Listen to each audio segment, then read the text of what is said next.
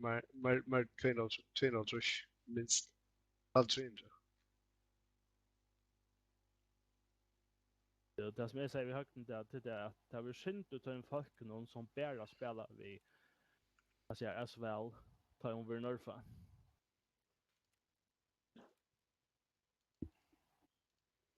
Ja, ikke det må faktiskt gjort spel nu innan.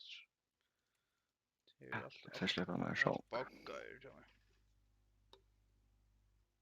Ja, akkurat finns man på jats så jag var lika tagga FPMC och ganska skäva trött så är det då. Ja.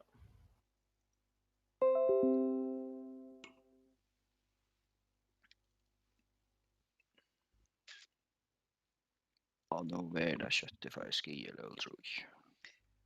Men kan jag säga då Pestly säger hösta är? Ja.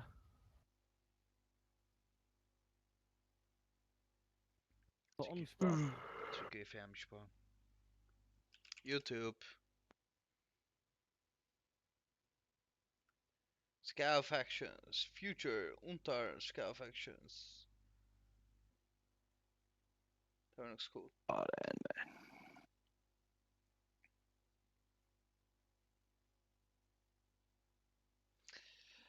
AMD Financial Analyst Day. Det ska vara nya grafikkort av AMD ska vara 50% bättre än RTX 2040 Ti. Det vill säga att Nvidia ska tjäna ännu bättre än det.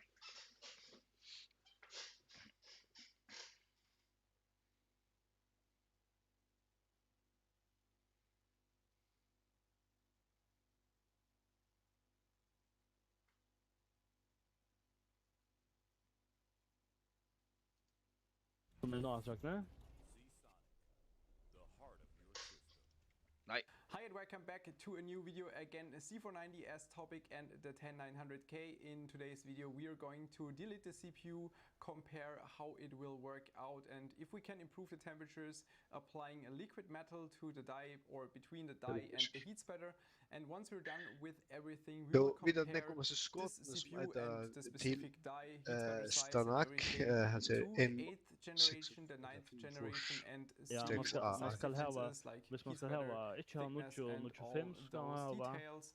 Right now the 10900K is running on a Maximus extreme at 5.1 GHz about 1.3 volt and that's about the maximum this particular CPU can do. It's a retail CPU. It can run 5.2 GHz but it needs about 1.4 volt and at 1.4 volt it's just getting way too warm. Even though I'm running a custom water cooling right now, 360 radiator, still 5.2 GHz will be too much. That's why I'm running 5.1. Let's just go to Windows, see how the temperatures will look like, and then we will proceed with the BIOS setting wise. You can see AI overclock tuner is set to XMP running 4266 MHz.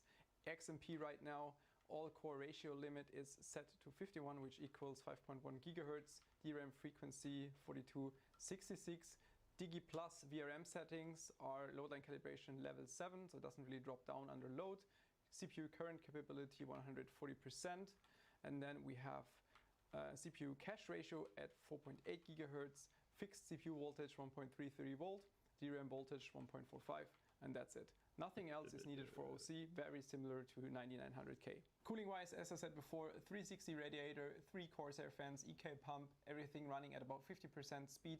So not maximum cooling performance, but it's something you would definitely use in your own system. And here the Maximus 12 Extreme. I have to say it's a quite beautiful board with a normal EK block, just running some tubes from it. And I would say let's just run some Cinebench R20 and see what the temps look like. You can see the CPU voltage is dropping down to 1.30, 1.31 volt, which is a very healthy V-drop. Temperature wise, we are in the mid 80s. Cinebench score is 6600 point. Lowest temperature is core 1 with 79 degrees Celsius and highest is core 2 with 87 degrees Celsius. Everything else is like in the mid to low 80s. Here we have the beauty on the table. Next to it already two deleted 9900K and 8700K, which I already measured yesterday. We're going to compare those in a second once we have this one disassembled. Should also work very nicely with the Dillet Die Mate 2. In general, the internals and the soldering should be quite similar to the 9900K except for the thinner die. Let's go. First, insert the CPU into the Dillet Die Mate 2. Should still be the same, just triangle to triangle. Men det är fan då så att spela Source. Det är helt annat spela så en time alltså. Det är hamrande fragglider. Ja. Tog inte spela vid time. Äntligen var det bankra. Jag har haft det så klart att taktiken är inte det eko det existerar inte. Så checkar kvar jag för. Ja, det ser väl Sean det kvar för, ja. Och här är det race för mest pengar så där. Så en bomb men han droppar han köper för mer pengar på själv. Och tre av det är vi att han som har bomberna han gör tactics. Han står ju kallt så och alla filtras. Vi tycker som bomberna. Det så där. Impression, obviously CPU is soldered. Die looks similar to a 9900K when it comes to the width, only looks longer. And the glue around the die also looks thicker. Also, if we compare this on IHS, there's a lot more glue on there than on the previous 9900K. I will do some measurements and then we will be back. Before we can proceed with applying liquid metal to the die, we first have to clean the CPU from all the glue residues, also remove all the remaining helium from the die carefully with a knife, Helst and then apply liquid metal. Reservedla. Ja, kaffe Ronny god att göra det. Factory. Whatever. Ja, kaffe vatten också det är så. Jag har en M4A1 with the edges. If you cut with a knife over the edge like this, it's very likely to break it off. Just cut from the Tjugajen, inside tjockt to armor, outside. bästa headset. Should be more safe. Så, är det Du har gjort ordentligt. distans.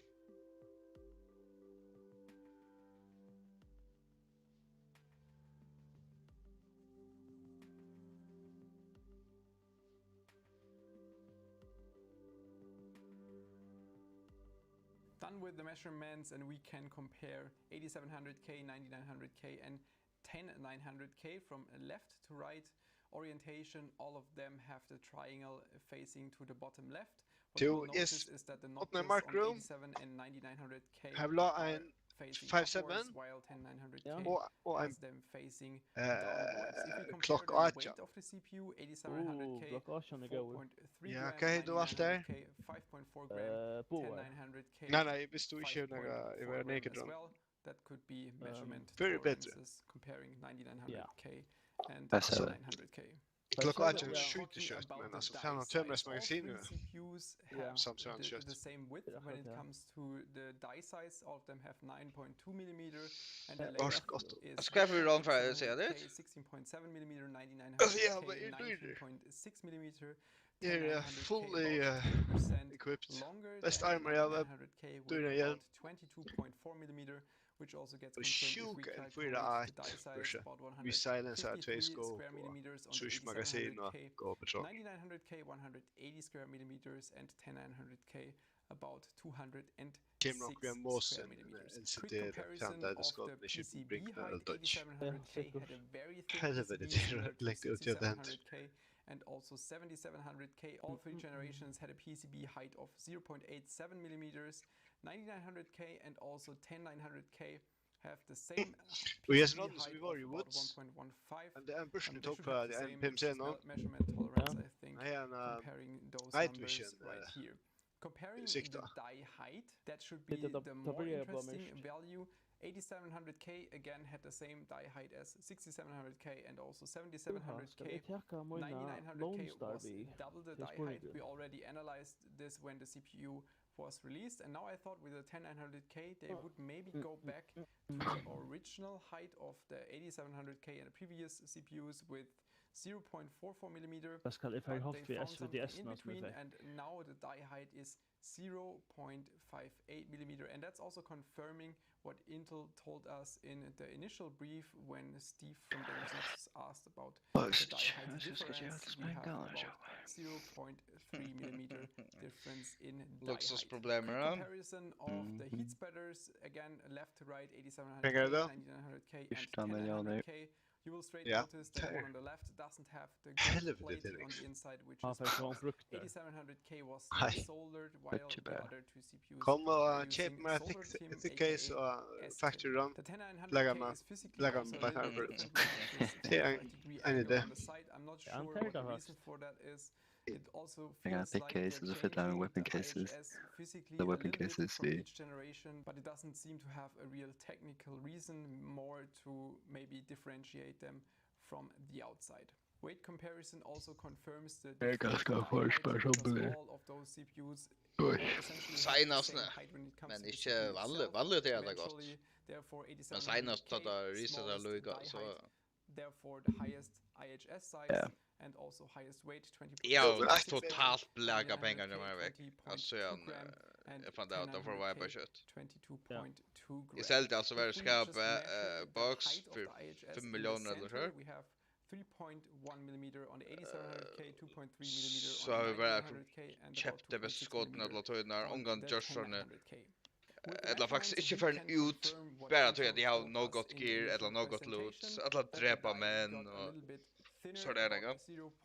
Och det är då inte alltid ofta för men 9900Ks that lowering the die height by like 0.2, 0.3 millimeter, we can get a temperature improvement of maybe like 3 to 4 degree Celsius, and that's what we can probably expect from the 10900K in terms of temperature improvement. You won't really notice a difference if you compare the 10900K to 9900K. Every CPU has an individual temperature, therefore just 3-4 degree won't really change what you will get as your first impression. When it comes to the solder itself, I measured the height of about 0.3 millimeter of the indium itself, and that's also the reason why we should be able to improve the temperature by using liquid metal, because we can make the gap even thinner, maybe like 0.05 millimeter thickness of the liquid metal layer. It will basically sit directly in between the die and IHS. Therefore, we can maybe get, I don't know, 3, 4, 5, 6, 7 degree more out of this. We will see. I'm just going to apply liquid metal on the die and IHS, and then we'll rerun the previous test. Vi har en ordet sätter runt, lägger oss minhöjd och sätter runt, ja. Och bara ner i mera. Mina little time. Tack. Alltså spela tar en ägg, vill jag? Ja. Och då är det slett inte? Jo. Julia är faktiskt sjuker till sniper där. CPUs sitting back in the socket. I didn't Helvete, redo nu är det som var vi. Just put liquid metal in between, put it back. Helvete där. Det är så helvete stort. Reapplied the same Alltså gameplay är några hashtag. I also noted down det är så bad att det skjuter och börjar sitta inne. Now I have room temperature of skärmen det är ju rinkel liksom. De måste se med eskibusmen så sen är så sikt man ska se alla skärmarna. Just so you know that factor as well. CPU score 6588 points, which is pretty much the same as the first run. I opened the notepad and put the max temperature of the previous run next to it. On jag you can see what we and here we have that means that core 1 was by 5 degrees Celsius colder and is now 74 degrees Celsius max. That's the smallest difference. Biggest difference at the moment, core 6 with 10 degrees Celsius difference, previously 85 and now 75 degrees Celsius. However, this is a bigger difference than what I expected. I will just rerun it and we will do a second run to compare and see if maximum temperature is increasing. On the second run, as expected, the temperature difference is a little bit smaller simply because there is more heat still in the water cooling loop. I ran it after like 2 minutes after the first run, and on my initial run I didn't do anything on the system, so it should have been the lowest idle temperature in the water cooling loop possible. Now with from -4 to -9 degrees Celsius difference, overall about 7 degrees Celsius improvement. I would say it's kind of expected. It's very much similar to 9900K and also previous CPUs, which were soldered, temperature improvement with liquid metal. Therefore, nothing unexpected. 6 to 7 to 8 degrees Celsius is what you can expect if you decide to delete your 10900K and go for liquid metal. Hvor skal du så langt? Du vakt, du slipper hjem for det. You can do your 10900K with to put liquid metal on there. It will work out fine. However, the benefit will be quite small. Don't expect that you can get 200 megahertz more out of your CPU simply because you deleted it. By the way, we're also working on a direct die frame. It already has passed development phase. It's already in production. It will work. 9th gen direct die frame obviously does not fit because, as you've seen previously in the last minutes, the 9900K has a completely different die size, die height. Therefore, we had to adjust to make a new direct die frame. Tarkov I already tested everything. Everything has been approved, and once it's available, we will make another video with direct die cooling, and I will give you the temperature data to that, and also obviously the link to the direct die frame. So much about this video with comparison of the last 3 generations when it comes to CPU sizes and also temperature improvement with deleting. Thanks for joining in, and see you next time. Bye. Jag kan säga det är ett pestili.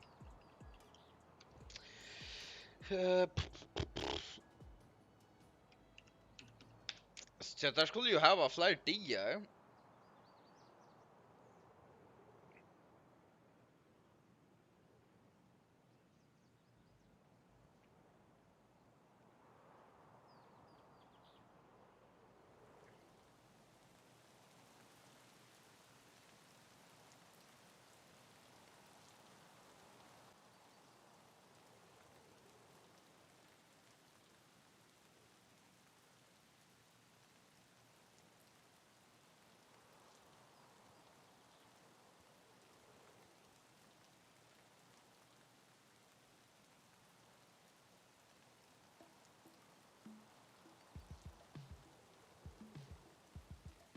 June of May. Some kind of bug or something, but it's how the sim audio works. So I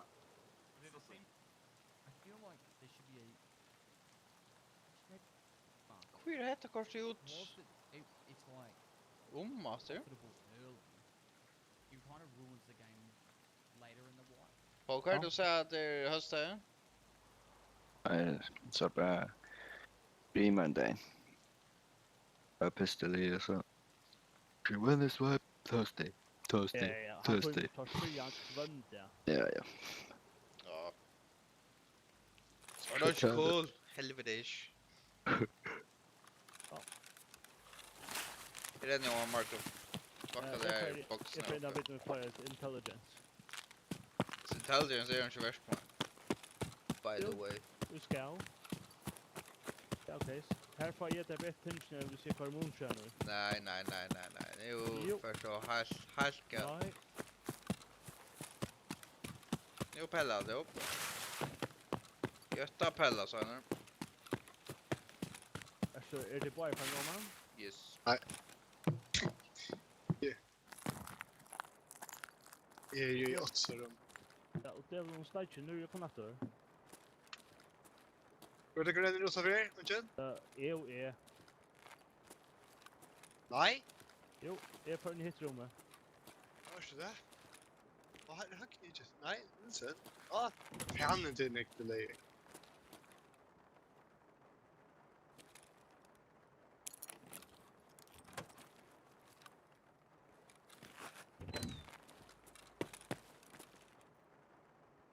Ja, jag får bara om att plagga.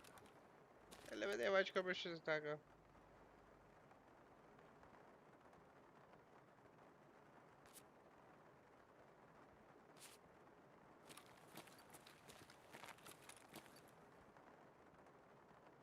Jag som bossar ner. Bossar ner toxation.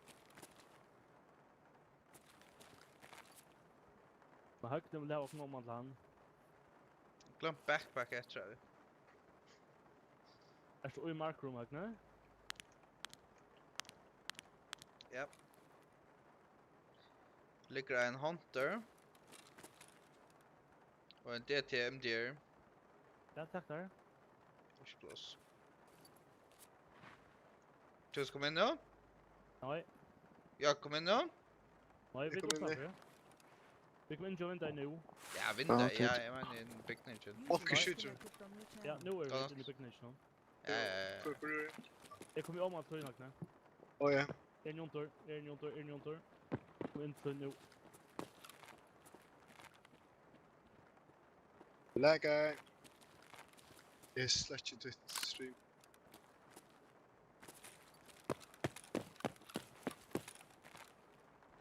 Okej. Det är lite larm. Okej.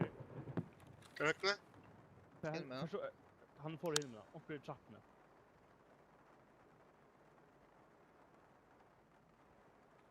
Det kan beta.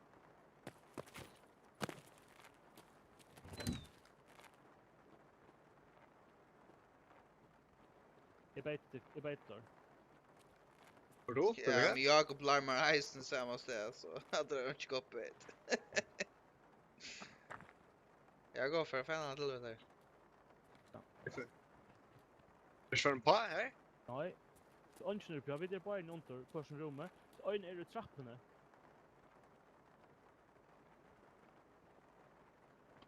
Bank till. Inte mig. Helge. Helge här också flyts i ordlandet. Går öppna hörnen här. Inte. Och ja. Är du nyast? Är nyast. Svanar, är du nyast? Är nyast. Kan du stå? Не стреляй! Прекратить огонь! Läget. Shot trip ja. Första Svanar. Jag har hacknat gym. Ja. Vad andra är det? Och TV:n. Kan komma ut där? Hacknat. Okej, då gym. Han är högt. Han är i gym. Han stannar ner på jättekon. Är det ju? Jag sa jag. Jag tar ju den.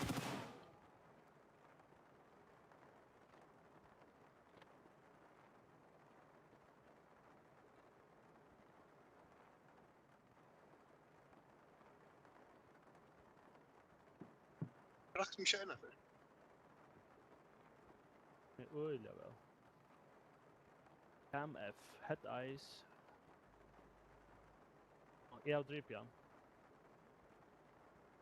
Du tror på ta nakna. Jag driver 2 år. Den svartlade. Nej, jag drar på. Han är där är med röst. Jag pluckar igen, men han har blött sig ut det sista HP. Ja, det här ständer att jag driver en bear. Och jag driver en Newsec. Jag kan bara upp till då. Ja. Men här är sportsmansteckna jag med. Du drabte sjalen ganska. Bosse. Jag vet inte. Du ska inte? Ett eller någon annan där är skjutnar. Är inne. Så nu okej? Jag bara kan fucka ett där i gym. Ja, kanske onkel utanför gym. Vi hör ner. Där är utanför så jag räknar han kanske. Okej, gå bara gym. Du har en SV eller för dig? SVDS, ja. Ja, men här är en day utanför gym. Ja, så är det han och Aswell, va? Ja, en backpack. Du har Aswell. Ja? Ja? Ja, SVDS. No, it's just too already. Okay. Granater, e-fuck. Ja, helvete, bärsan just nu. Ja, SVDS, det bärsan ju in någon. Jag har SVDS.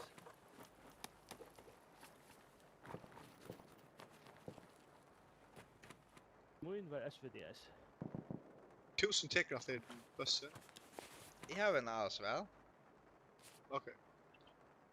Ja, vi är snälla. Nej.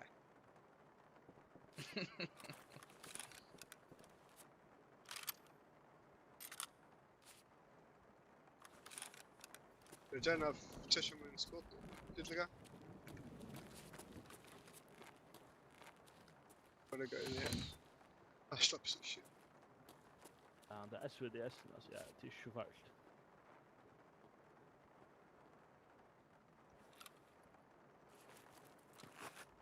Mycket lätt att det bara lite.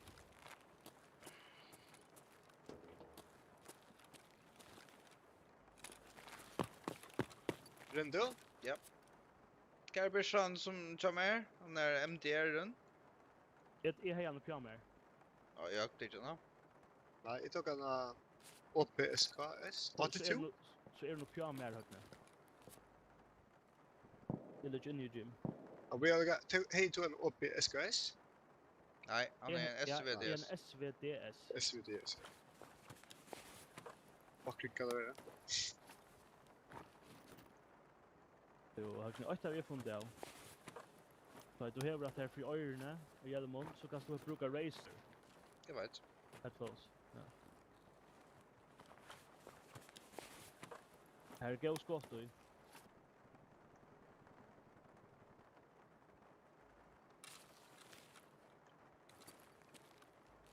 Det är något. Okej, kanske nu. Låta mig.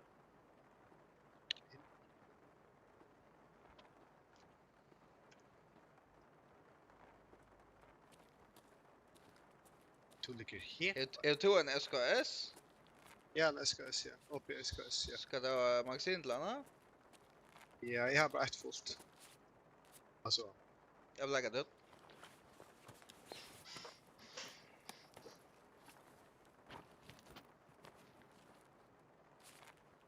Kan du lägga det? Långa backpacks, vänner. Nej. Istället för att ha en sniperbus. Det var bara snett att det skulle räcka den här 18 för. Ja, alla dig är åt över. Ja.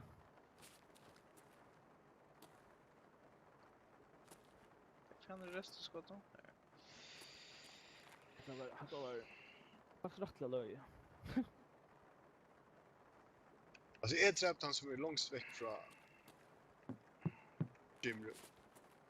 Jag träffade han som var uppe på huvudet. I gymrum? Ja. Nej. Jag tar han som jag träffade. Nej. Just nu. Men det är så lyckligt det? Ja, det ligger här, men aldrig gått utanför hjörnen.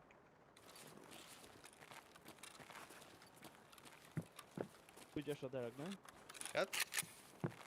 Kör allt out dem bara. Nu går jag finna. Stopp och så börsen. Se? Ja. Nej, kyrskap. Alltså, vad ska till? Jag ska bara ha ett i chamber. Lite Ja. spittla och kräftorna bära. Magasinet det står.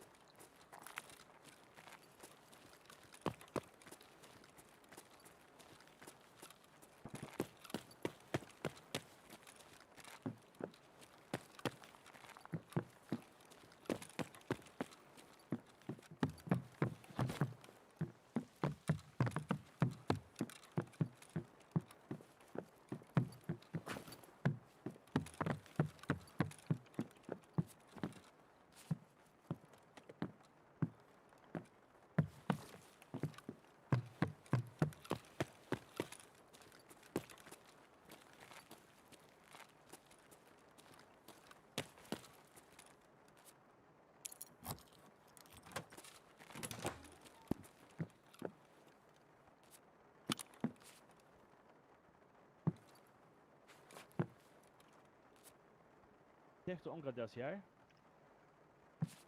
Gött? Är det graphics room? Nej. Igen, är det så? Nyast. Hjärten plejer ofta ha varit gott. Jag vet.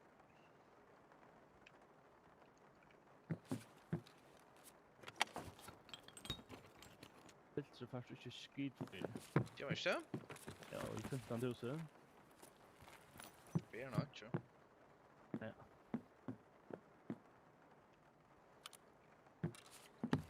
Det gör bock gott. Har den här pillar så väck.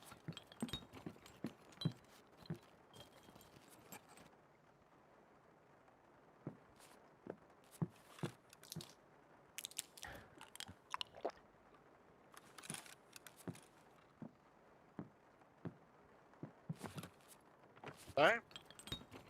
Ja. Jag har ju inte vatten till vimmer. Förresten faktiskt nog snäck för bolt söknen. Jag vet. Men det också... Nej, fuck it. Jag kan få det.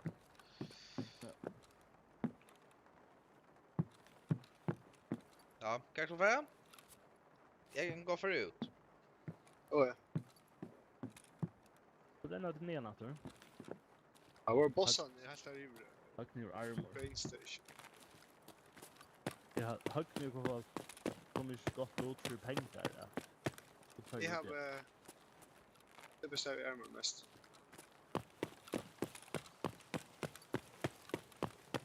Det är också problem att du måste läcka armor. Japp. Är han en kör-over? Japp. Är du färdig uttag med? Nej, jag är 25. Också är den ner där nu. Jag kom.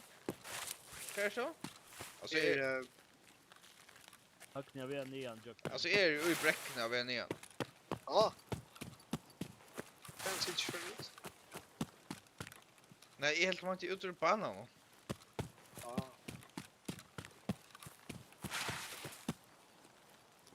Jag måste fundera vad jag ska göra.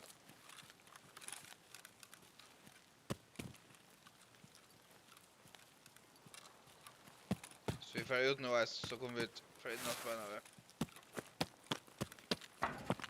Jag är inte klar, Svenny. Det är fan upp väl. Det är nämnt för en natt ja. Det är jävla. Det var ett. Det är det. Rektor skolvägna. Jag är uppe i radar. Men du är i bryet med så bara kommer på samsons. Det är ju chans jag är glad. Så jag klarar väl ut. Jag bara dodga. Ett ladda. Men så synes det rocken ska göra. Tvim bara så att lägga min armor väck. Där kan väck. Alltså jag kan täcka. Nej, jag kan inte täcka. Jag får bara nudge plus eller så.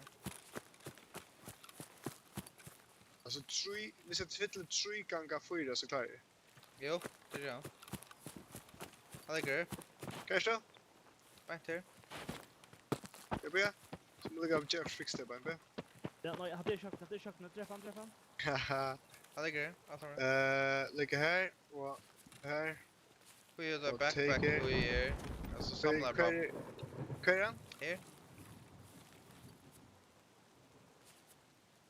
Jag måste tagga allt det. Ja, det kan du inte säga. Jag kan inte säga näka. Klockan är värd det under. Nu. Jag tagga det. Nej, det är nu kort då nå. Just det. Jo, vad så? Nej. Det är det inte. Okej. Släpp du ut nu?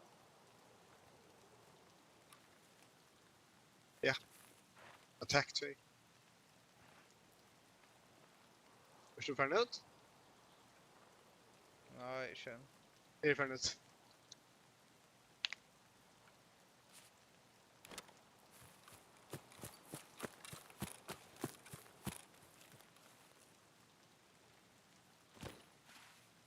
Ta klockan här.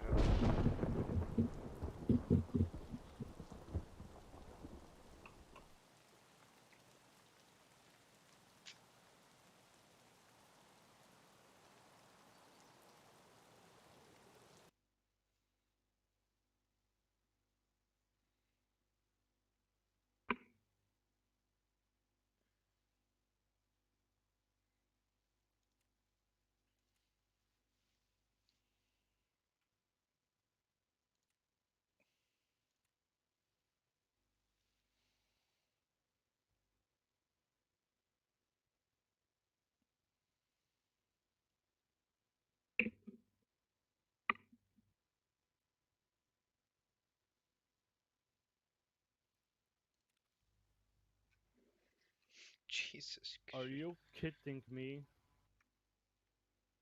What now? Jag ätlar för en AK som onkur kors och tactical tool. Ja. Och det är ju värst 200 000. Men fortsätta 4 då? Alltså jag omgående sen när jag köpte. Ja, jo, det är fler som har köpt det. Jag har sett mot 4. Helt osäker. Ja, tack det vet du. Nej. Jo.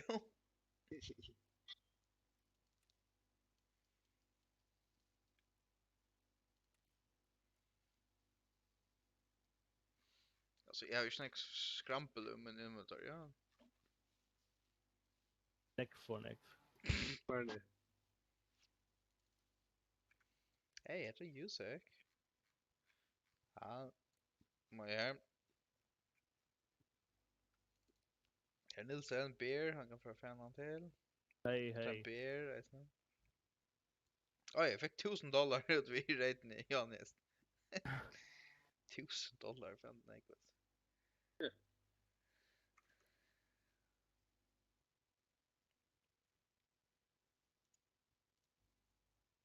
Och för allt röstas för att slockna så blir jag väck.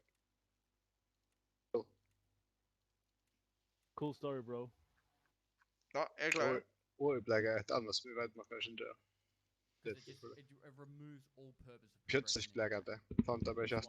At level 1, like a dude I played with today is level 67 and hasn't done nearly any of the quests. It's like because he just buys every single thing off the fleet. I don't even know if he uses traders at all. Yeah, you don't have to, honestly. And there's people out there that's like, I don't want to ever do the tasks, but at the same time, it's like they're a part of the game. It's meant to be a part of the game. Yeah, maybe my question isn't. No, I must not be getting your question if you. So I'm just saying the flea market as a feature. Ignore the annoying things about the flea market that people complain about. Flipping on the flea market. Ignore buying things on raid to get through quests. Yeah, boy. Do you like that you have access to any item in the game at any time? Is what I'm asking. No. Yes, I do. I like it. Better hold shut. Att chaftsäcka vet So jag. if I want to build like 10 M4s today, and I can only buy 5 things from, mechanic 5 M4s, like I love that I can go and get everything that I need from the flea market, but I feel like it should be earned. It shouldn't just be handed over like that. I have no issue. Sorry to interrupt, Sigma. I have no issue as long as it's not just literally the same cost as a trader. Det är bättre skottökna. BP eller BT. No, you're fine. I lost my train of thought. I know it's hard to believe. Sorry. I thought you'd finished then for a second. I was like, I have no issue with it as long as people aren't going literally, okay, I'm going to buy an M4 and then put it straight up on the flea market. But we have to and it's the exact same cost either way.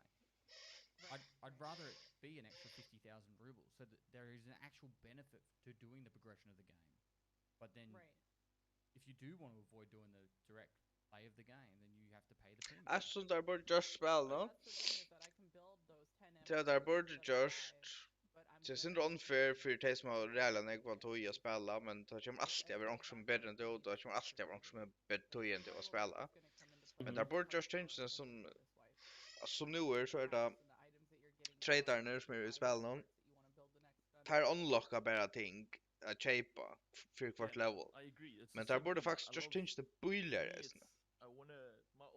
Tog att så gör det mening att du levelar här uppe. It's another feature from the game that I've learned. Så att tar ta saker om det är pestligt där. Så pestligt spalt vi en som var low kada shades rush eller så. Och han har ångande brukt en trader eller näka. Han alltid bara köpt av flea market. Ja. Han kan. Ja, jag tror jag han do så mycket väl och allt det där näka att han bara drepp någon ek till att inte få undskott allt ja. If this is shit, everyone fucking hates it. I'll just change it. Yeah. If the entire community is against it, and we'll know very quickly, like within a month or two, it'll be like. Yeah, klar. As soon as the white. Ja, every single item is worth shitloads. Even if it was just like the old normal, like how it is right now, open market. Every single item, bolts is worth like 200,000 rubles. Like I remember is it globes? I always get it wrong. Globes. Sorry. Light bulbs. The light bulbs? Veritas. Is that light bulbs? Nej, det här är absolut det första. Because you need like 12 of them for the hideout. And everyone has to do it, and it's the very first for the illumination or whatever. It's like the biggest Brief premium on this, they Whisperer. give yourself like 20,000 rubles. At the start of a wipe, they're like 150 to 200,000 each, and you need 12 of them. Yeah. You're like paying like 3 million for that. So is it going to be Portland that Silencer, everything Hexagon? you build your hideout with has to be found in raid? No. That's a good question. No. It doesn't. But it's this is the thing with when you play and you're building your hideout, you'll get to a point where everything takes 2 days or in-game days or 24 hours. Tack när Jida kan förspela Landmark-spelare. And that's where you Kan spela? Kan förbana. Labs. You can still then just Yeah. progress through I'll that. spela bara So it is labs. kind of, for me, I'm going to work towards getting to that point. And it's actually pretty quick if you get Man vet att det är den mest intensiva banan som är. hit with the ball time and then play. Ew. My objective is going to be Best rewards. Also risk versus reward. That's the stuff. That's what I'm going to do. I'm going to level as far as I'm not even going to. My objective Huh? is not to get to level 40. Ja, jag får bli vidare. It's actually. I don't think I'm going to get to level 40. I don't think I was last wipe. I know it was the wipe before, but my objective is not to get level 40. It's to get all the tasks done because I'm power leveled enough to on. But my objective is purely get it all the tasks done so I can make my gods. Because I want to update all my gods. So if there's changes, I need to do that for my YouTube channel. So, I'm going to cap. yeah, no, I think I'm going to cap There's two things in cap that I've seen that I want to go over what your guys' opinion is. So one is extract camping will be the new norm. And what about our casual players out there? And it's something I always hear. So I just wanted to know, like, what do you respond to your casual when they ask this? Every change in the history of changes in Tarkov that's just gonna increase extract camping. And isn't that just gonna hurt casual players? And it's like, the extract camping thing, I don't know. I think I'm in my own little world, because the only time, I got killed by a guy one time on interchange, and his name was extract camper. And it was pretty clear what he was doing. But I don't know. Like, I just don't see that many people that have this time, like 20 or 30 minutes to sit on the extract in every single raid. I just don't see any changes that are really going to Fucking insane rätt. increase that to a point where it's like problematic. That's unpopular opinion. It just doesn't happen. It's much more common than a bunch of players all converge around the same times at, extractions, and they end up fighting, and then whoever wins, wins, and whoever loses blames extract campers. I'm having an extract camp on the customer. Has been very common of more recent. Yeah. Mark room. Ja, Nej, det lukar syns mina inte. pengar där. I actually think the reserve That's switched is almost becoming Nej. I don't promote it, but Mark room? Ja. Ja. And then they've got another guy who knows exactly what to do. It's like, what the fuck? And the other guy's like, Jag får in framför dig. Jo, I actually think that helps. Samma. Och ta shoten, Jakob! Ta shoten! Kanske några? Breadman crop. No reason. I can't see that being an issue early on. Och dottern It's får in exactly nästan. what Veritas just said though. Anything that promotes who loses more money. Var det från train station? Nej, And ofta på then train station. anything that makes the game even 0.01% Sorry nu. Perfekt. Men han är bonkar någon. Jag får hoppa bunkaren. Ja, han är bonkar rätt. Nej, i 2 mil. Så den är jättan till. Han är jag vet inte med lakten. Shit, fisk. Nu är tog station. Ja, är den Färs då? är det för den? It's one of those things like Mark room? that happens. Ja. You can actually make a good Han är i argument tågstationen. Idag. Inne i tågstationen? Ja, inne i tågstationen.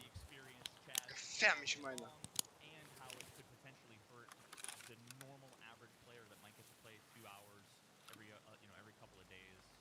I So agree, man. Like, keep that in mind. That there's arguments on all of those klart att komma in i Ragnar? Nej. Ja, måste. Det lagar en boss. Har den motor? Ja, jag lockar fram med på.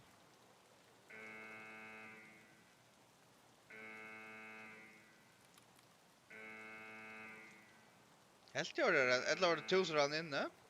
Den går för. Jag dräp en, jag vet inte vad han hör han.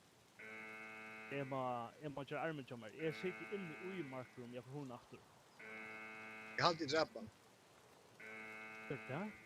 It can't theme. Jag dräp en, ja. Jag vet inte att han bara bokar någon eller i en toxisjon. Jag har alltid en toxisjon. Jag ser den fuck. Jag har dem på ro. Han har absink. Där är du Ragnar. Lite åt det lilla huset. Satt väck på Ja. det. Okej.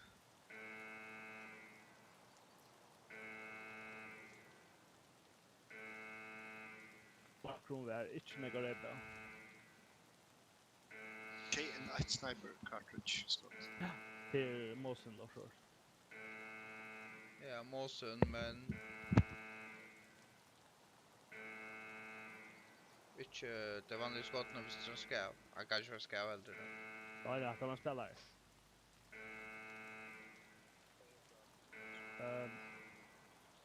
Och så var det 4 stycken.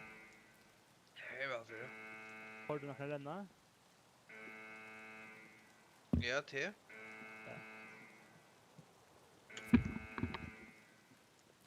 Alltså, jag får renna ut också sådan nu. Okej.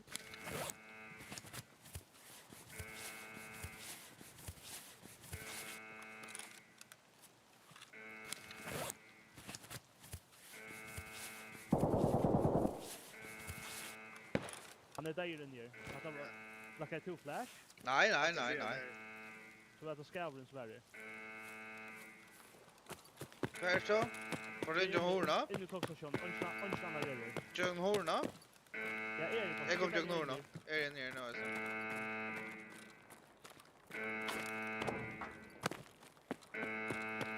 Vet du här så skavlen öppna? De måste nå. Ja, omkring oss över. Okej. Break på trappan han ner.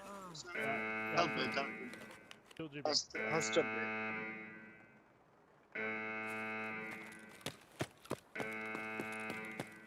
Säger han några gear? Nej, alltså ganska vanligt. Nu är det måsen till det.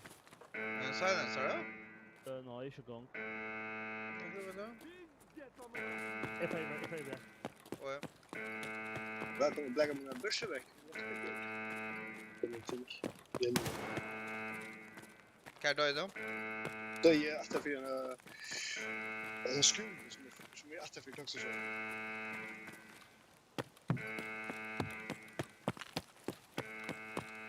Pratar typ med vakter stöker i sånt. Kan du köra måsen där? Kan gå tagga då, men är det ändå för nöja Jakob? Ja. Det här efter armen kommer till där. Nej, kanske efter va, image. Så det framme som marker. Han är där ju på vilket här högt nu. En lite byggning efter för. Ja. Det är långt. Träffa boy. Långt efter långt förbi. Det är det farligaste att byta så närgående. Ja. Nej. Efter det här som kom bra. Och började picknick.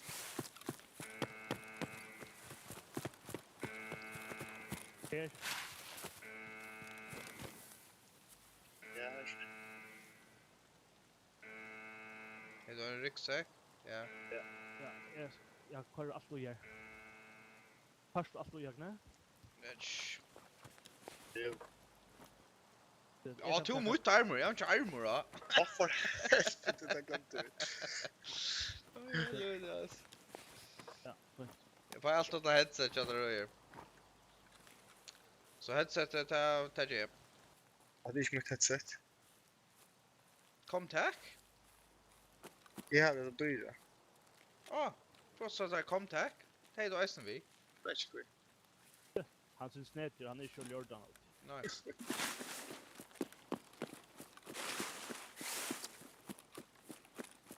jag också bara Joe Termosen där. Jag tack för det. Då bättre att vara sniper igen.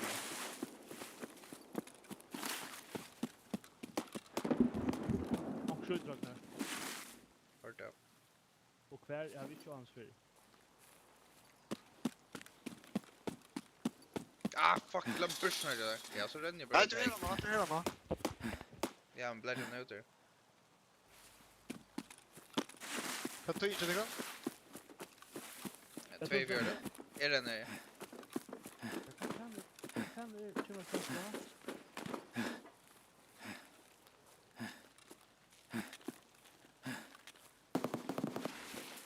Vad är det?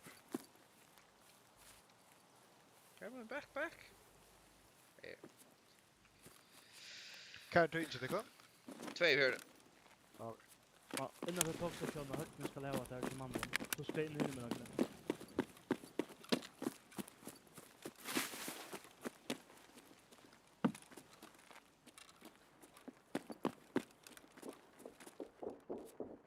Ja, till håden jag tisdag från alltså contacts.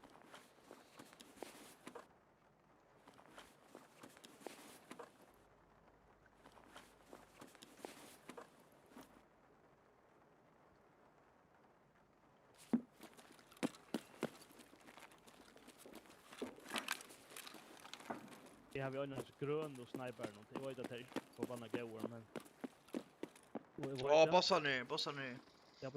Jag må ha plus check.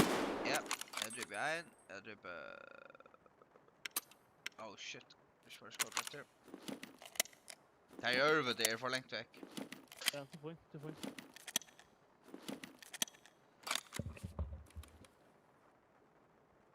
Vad helst är där? Tågstationen. Trappa en rad. Så lätt jag vara vi hitcha.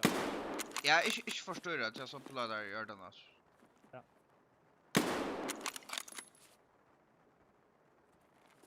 Jag kan räkna bara att så såna inte kommer attan från. Alla det. Jag har inte skott det. Hej hinsko. Helt jag brukte. Ska fara på tågstationen. Nej, på. Nej, för detta va. Ja. Trappa en. Jag må lukka av skjuta. Reloada. Okej, jag drar bara så. Han drar med... Jag var... Okej. Det var ice. Nej, men det här är nu.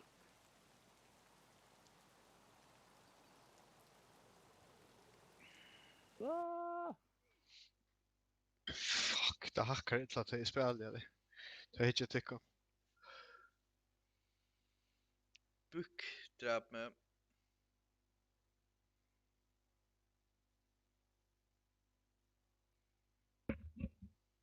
Han får ju nu redan. Du drar 4 bossar. Experience 64. Han kommer redan upp bara mitt håll så tjänar ju punkt. 6500.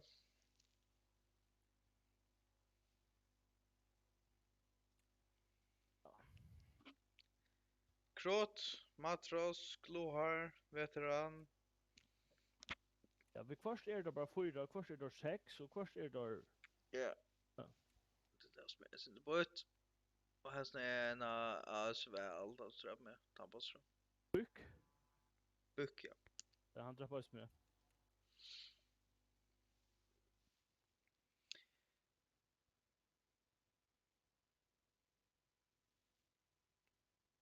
Och han ja, SP5 sko. Han blackar i bäg på en kommer ut i en skott. Skiljer inte kostar till. Han rakte och säger så in till så han rakte i appa en och så juckna. Det står ju gång så in till så bort fram jag hade ju någon. Ja. Jag vet att man kan räka till dömes i armen så vem så in till ska han räka armen och kroppen i en skott. Okej. Båda armarna är snabbt, ja. Jag är släng för båda armarna, ja. Det är färre juckna men... Jag hade för kan nå nu. Jag vet att hur snack vi fire för att det ser. Selja öll dogtags som jag har. Och jag finns mig att de hållt stor ryggsäck om Timshof Lawyer. För dog tags? Ja. Ja, jag finns mig för. Och brukar du nästan då? Jag har brukt en affär och jag fyllt den för upp vid gear och för ut. Ja. Jips. I woods. Oh. Jakob då är nästan på en av vägen. Jag hade vi dragit en 13-14 i part. Det var thermal run. 306,5 tusen. The issue I see there is, För if anything, it's gotten more and more casual. Dogtags. 1, 2, 3, 4. Yeah, I would agree with that. Particularly with the addition of the flea market, they tightened it up a little bit with making it so not every item goes into a container, which most of those 82 dogtags. hurt geared players more than the Bounce. like the people going in or sweaty killing someone and then they take that other So är det färden? trying to put it in their container and they put it. Först Longo. Longo. Vi tar och snackar merchant. Yes. Nice där. Good night. Annat. And but the time, exactly what you said with the time to kill. I think Jag får släppa mig. for it all the time, but the biggest Så då two kanske var Marja Lutla. Han ligger i svävor. less enjoyable for me was the Mosin and the Pepper Hunter. When the Mosin was added, Men Tormoron, tattoo mig att det var en succé. everyone used it, and it was one shot kill, and it felt like it one shot through everything. And it made it to the, but it made it to the point where it's like, well, it's even worth taking in gear. They headshot all four at me on the day. Oh, but they have to be able to hit the shot. 700 meter. They can wait and stop for a nano. Just They can move high. In a game where you move so slow, you're looking at a menu system GUI while you're looting. You're not even looking at your screen. Like it's patience. There's a reason why I have a merch item called F off with your Moses, because I used to say it all day. Fuck off with your Moses. Like, you'd hear in the distance, and I'm like, not going over there. I'm not risking all this gear. That guy's naked with a Moses. Oh, take those scab on the garden. Yep. What's everybody's survival rate? Mine's 40. Jag måste Come on. Go not. User disconnected from your channel. And I've got like 100 fucking run throughs. You just go. And 100 in my ass. No. That's the leveling. And every time I see you play, it's always duo. Oh, you gonna hit me with that one, boy!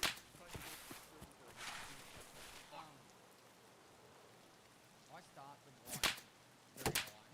I don't even know. I'm above 80 and then by the end of the world, I'm fucking so high. I think I'm on 40. But like, what was back in 0.8, 0.6? Because I had about like an 80% survival rate. My win streak was like 30 or 40. I'd have to look at all too. It's progressively gotten harder and harder to survive as a sweaty. Solos are getting harder and harder to follow the side.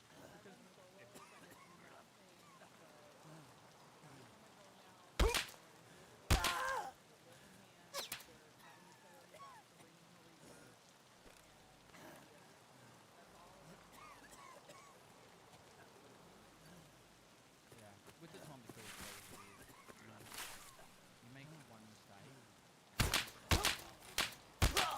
Vad helvete är det? Half decent is they don't have you have to be half decent. They just have to left click in your general vicinity.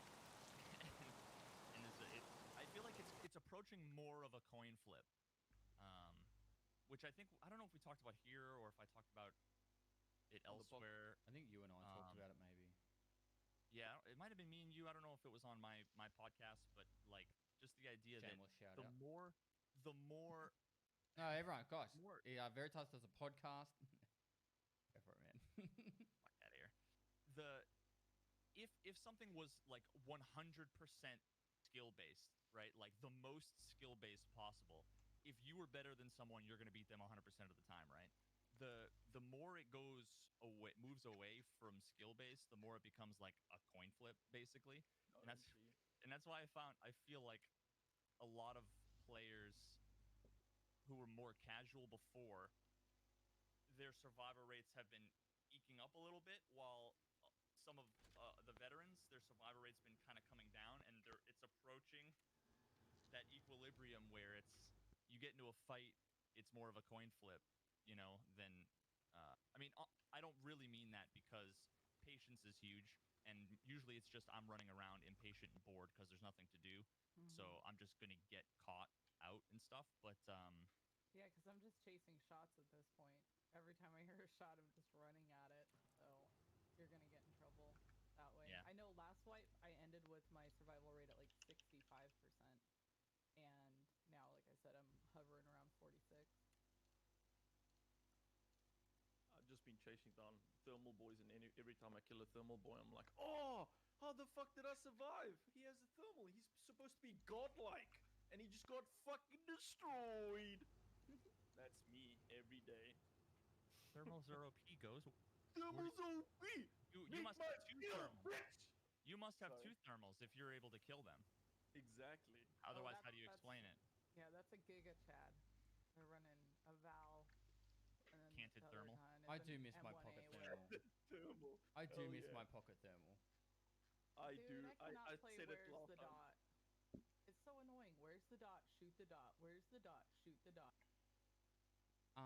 Dude, the To pocket thermal was the go back to the question about survival rate, I talk about it a fair bit because I actually don't like comparing survival rates purely for the fact that you can influence it so easily. Like if you go squads onto factory lots, or you know where you've got, even if you're just a duo on factory, you can increase your survival rate heaps.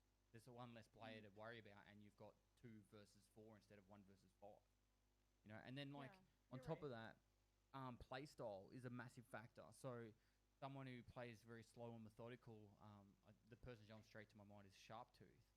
You know, he very methodical. Like will go around interchange. He knows all the positions, and he'll have his teammates covering different positions as they move. One will move while the other's covering. It's very military-like.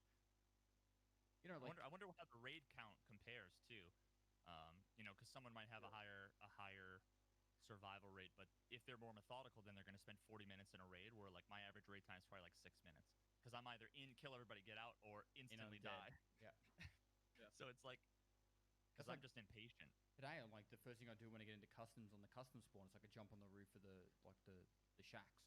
You know, I'm like jumping on the roofs and like I'm wide in the open, but I'm like swinging around trying to find any movement. You know, whereas like if I was to do that legitimate, I would be, you know, I wouldn't be overexposing. Let's put it that way. So survival rate in this game is a very, it's a factor of more what playstyle someone plays than actually how good they are. After they learn how to play the game, I would say, because you could play super aggressive or super sneaky breaky and still get absolutely smashed if you use PRS ammo and aim at the foot.